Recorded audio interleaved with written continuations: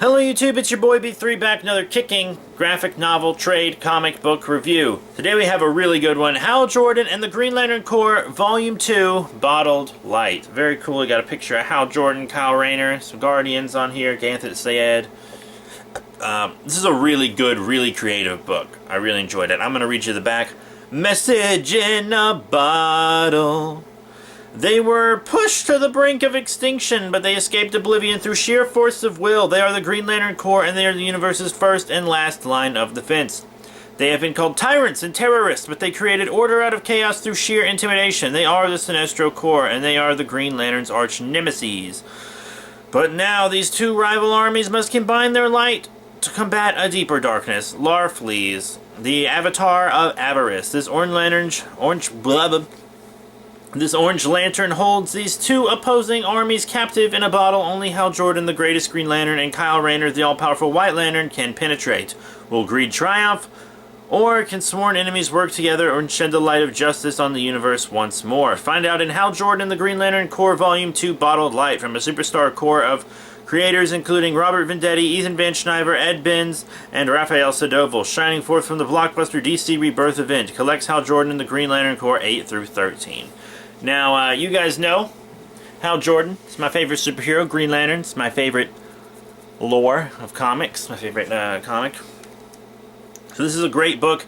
It takes all that was good from the Green Lantern title and all that was good from the Green Lantern Corps title and just puts them together.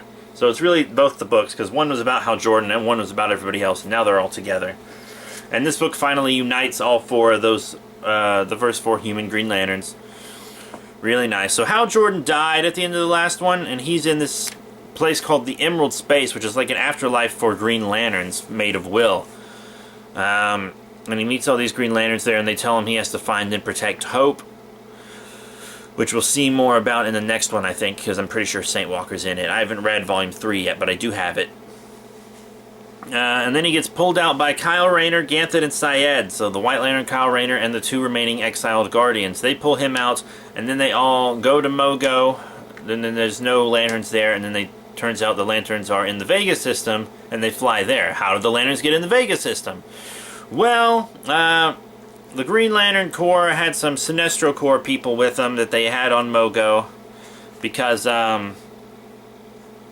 these were people that didn't believe in how Sinestro was running the Corps, and they were more heroic Yellow Lanterns, trying to keep actual order in the universe and not just sociopaths. So they were doing that, and they and Sinestro's daughter helped the Green Lantern Corps, and they helped free Guy Gardner, and all this other stuff. And then the Green Lantern Corps all flew off to Tomar-Ru's home planet, because it was being attacked by Starro the Destroyer, the big-ass starfish Cyclops thing that controls minds. Yeah. So that was happening. And they went to fight Starro, and then Starro disappeared, and when they tried to leave the planet, there was this barrier around it, because an older model of Brainiac used Starro to lure the Green Lantern Corps, which was followed by the Sinestro Corps there, trap them in a bottle with that city from Tomar-Ru's planet, and then give it to Larfleeze. And Larfleeze is controlling the Brainiac robot through his ring, because it's a collector robot, and he, you know, is the Agent Orange of avarice, so he wants to collect everything, which was really cool, really clever, and a really good idea.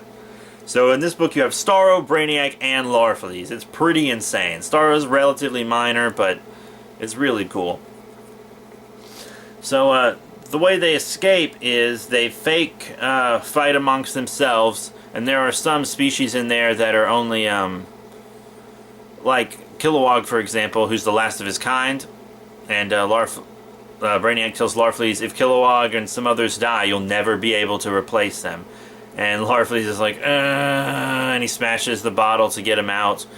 But it also frees all the lanterns. The city doesn't grow large, though, because Tomar-Ru is using all his willpower to maintain the atmosphere and whatnot necessary to keep it small. And then they're all fighting Larfleeze and his corps, and they start smashing all the bottles containing animals and stuff that Larfleeze has to make him afraid of losing his collection, which powers up the Sinestro Corps, because their constructs aren't eaten as easily by the Orange Lantern Construct Corps. Really insane stuff. And then Hal Jordan The two Guardians and Kyle Rayner all show up to kick ass, and then all four of the humans are reunited. And then John Stewart, as you know, if you watched the last one, is the leader of the Green Lanterns now. So he's like, all right, Yellow Lanterns, you can stick with us. You proved your mettle today. And then there's a little story in the end with another member of Tomar-Ru's species about her, and she's telling a story about the day Starro and Brainiac and Larfleeze invaded. And she was a Green Lantern after Tomar-Ru. Sector 2813, I think is that sector. It's easy to remember because it's just one before our sector, 2814. But, yeah, so she told her story to her grandkids and then flew around with her husband, and it was a really nice little story about will and overcoming fear and being inspired. And that was it. So we're going to see what happens in Volume 3 next. More than likely, Volume 3 will be the next book I do. I might also do Superior Spider-Man or something, because I got the new volume of that. Well, it's new for me. I read them all individual when they came out. But tell me what you guys want to see next. I'm probably just going to go ahead and do the next Hal Jordan. In fact, I'll probably film it right after I read it right now. So I'll probably the next one will more than likely be Hal Jordan and the Green Lantern Corps. But what do you want to see after that? You want to see Supergirl, Batman, more Green Lantern? Do you want to see Earth 2, Superman, Injustice? And that's just what I can do with DC. There's also plenty of Marvel. You saw some Spider-Man a second ago. I got Miss Marvel, Captain Marvel, Champions, Spider-Man, Deadpool. Anything you guys want, I got it. Even third-party stuff like Dead Space, Pacific Rim, Power Rangers, whatever you guys want, I got it. Got lots of stacks of trades all over the place, so I'm a big comic guy. But yeah, that's it. Thank you all very much for your support. Remember to rate, comment, and subscribe. Check out all the cool links in the description below. Facebook, Twitter, etc. Let me know in the comments what kind of books you want me to do next, and I'll be seeing you all later.